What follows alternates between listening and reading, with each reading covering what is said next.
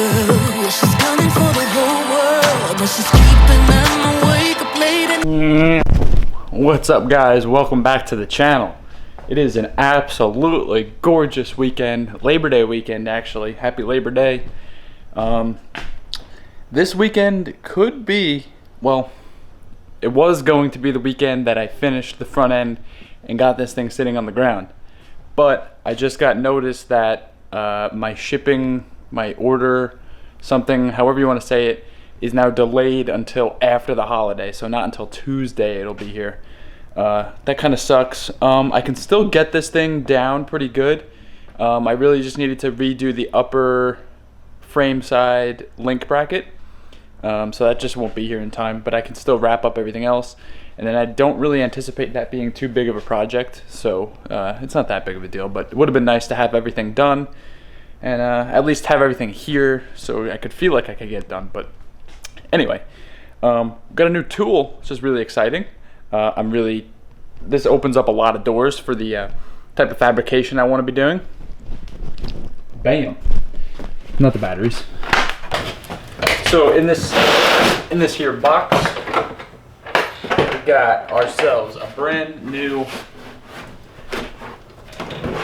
oh yeah, brand new bandsaw, baby. So this thing is really cool because I can cut tubing a lot neater, a lot easier. It just opens up so many more doors as far as like tube work and cutting. Like I can now go buy sticks of DOM and just cut them to what I need instead of having to pay to get them cut.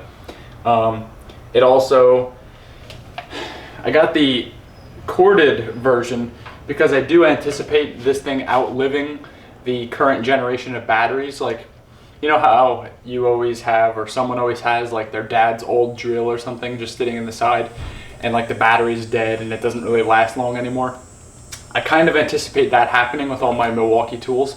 So instead of getting the M18 bandsaw, I went with the corded one because I do anticipate this thing being around for, I mean, probably the rest of my life. It's built well enough to do that.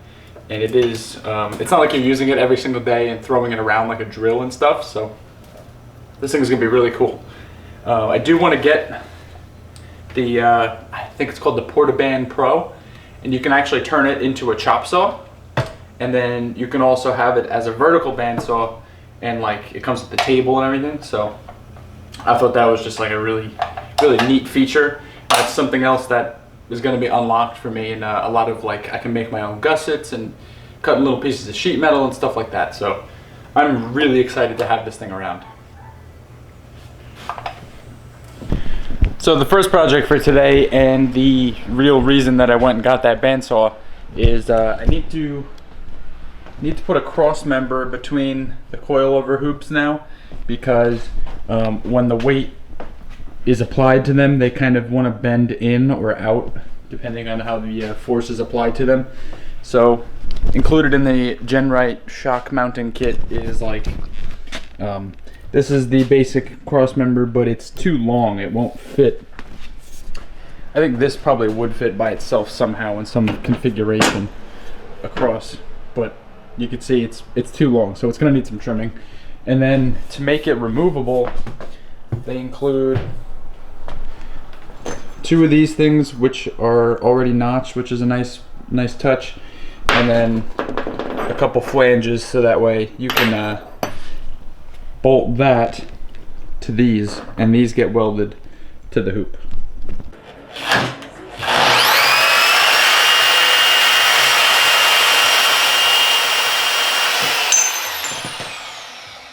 This thing freaking rips. It went right through that in like 5 seconds. I would have been there for ages doing that with the Sawzall. So here's our little piece that we got cut, and now this is gonna get a flange welded to it, and I'm gonna pick where I want this to go onto the hoop, and then it's gonna get welded onto here, flange welded onto here, cut the cross member, bolt them together, and that's it.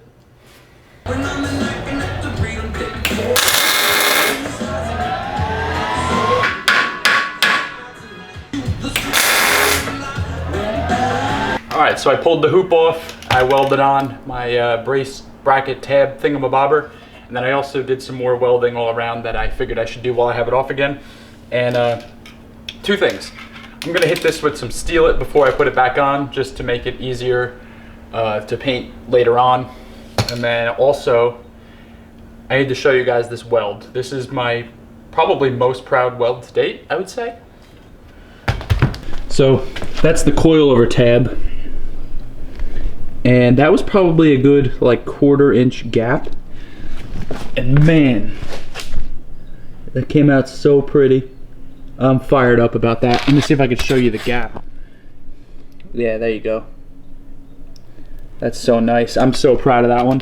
And that's gonna be like right in your face when you're looking at the coilovers too. So super, super happy with that.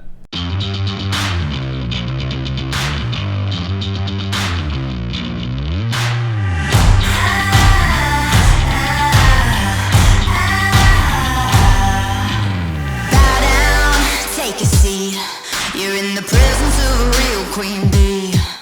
What you get is what you see. I'm a goddess and a beast, a nightmare and a dream. Yeah, I'm the real thing. Ain't nobody can compare to me. So you'll call me Majesty, boy, you better bend the knee, 'cause you're lucky if you're next to me. I'm fucking. All right, so quite a bit of time has passed since the last time I picked up the camera. I just got that sweet B-roll, accomplished a lot really. And to be honest with you, I think if this thing was just fully welded up, it'd be ready to sit on the ground on its own weight.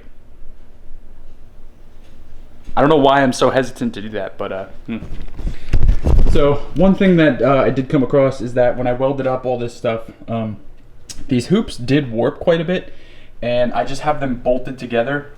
So I think as long as I weld all this up right now, exactly the way that it is, I think it'll be okay.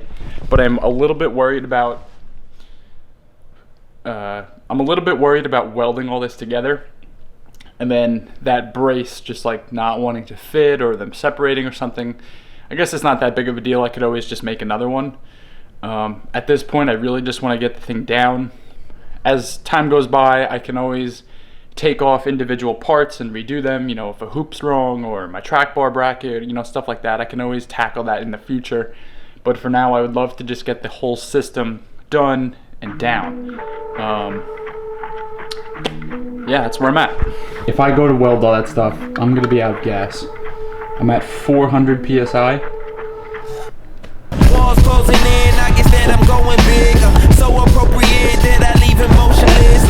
What's the point of moving? You ain't been close to this. I know you as a student when the chosen brewing, all emotions grow intrusive. Stop that. In my bag and they feelings usually. You see the balance. If you knew he been a maverick for it, had me in a two-seat with my homies feeling visionary till the movie. So only those who would get the picture choose me. So stop talking like you. What's up, guys? I haven't picked up the camera in a week, because I think a lot of you know, if you guys follow me, I have COVID. First day back in the shop in about a week. I got a package from TMR over there, and I just figured I could come down here, do some cleaning, maybe stick some of those brackets I got together, and just some light work. Yeah, my whole COVID thing, it wasn't the worst. It really just felt like a cold. I can't taste anything. Today it's like it's all in my chest. I'm just like congested, and this weather that we have is like, it's so weird. It's not helping anything. It's like 80 degrees, but it's really windy and the wind is cold, so it's like, it's really weird. So I think I'm just gonna like put on some tunes down here, hang out. I just really wanted to close out this video because I knew I had half of this video filmed with the coilovers, so I just wanted to get something done. But yeah, so I don't know, see what I can do today, maybe shoot some B-roll, and just gonna hang out for a little bit. So in this wonderful package from TMR, well, is their new sticker, of course. Get that up there. I finally got a Weld Spacer, so I stopped warping all the like controller brackets and stuff like that. I don't know why I didn't get one of these sooner. I have a pair of their lower control arm brackets, and you guys will see what I'm doing with these. Obviously I have my lowers on already, but I think I have a pretty nifty idea to do with these. And then on the bottom of this box is a nice piece of 1/4-inch steel. And again, all that stuff's going to tie in. I think I have a pretty nifty solution to my upper control arm being on the driver's side with the drive shaft. So I'm going to try and put something together, and then maybe it'll make more sense. I'm not going to tell you exactly everything in this video, so you'll have to wait until the next one. Make sure you hit that like and subscribe while you're here. And then I think that's probably going to end up taking me all day, to be honest with you. And I just cleaned up, and I'm probably going to make a mess again, and we'll do it again next weekend.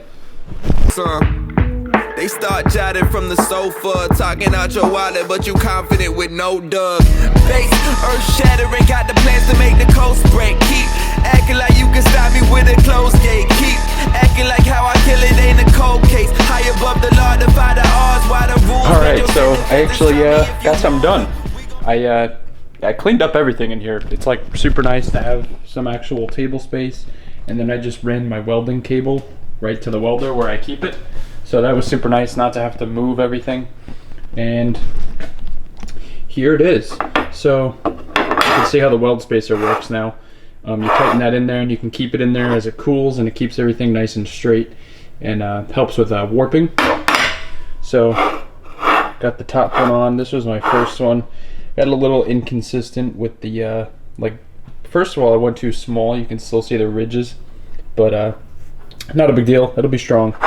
And then this one, I nailed it. So hopefully that one will be facing downward. But this is that sheet of steel I also got from TMR, and now it's gonna rust in my fingerprints. But I need to cut this out because this is actually not going to get mounted to the bottom of the frame. It's supposed to be mounted to the bottom of the frame and welded around here, and it actually comes with the top plates to weld on to this side.